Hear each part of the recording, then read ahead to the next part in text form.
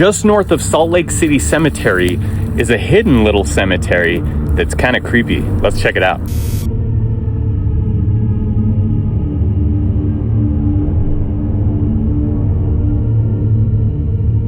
If you're not paying close attention, you'll drive right past this cemetery.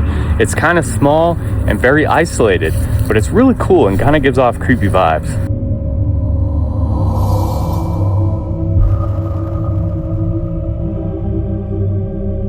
It would appear that this area in general is reserved for specific cultures and religions, and they're very segregated into those groups.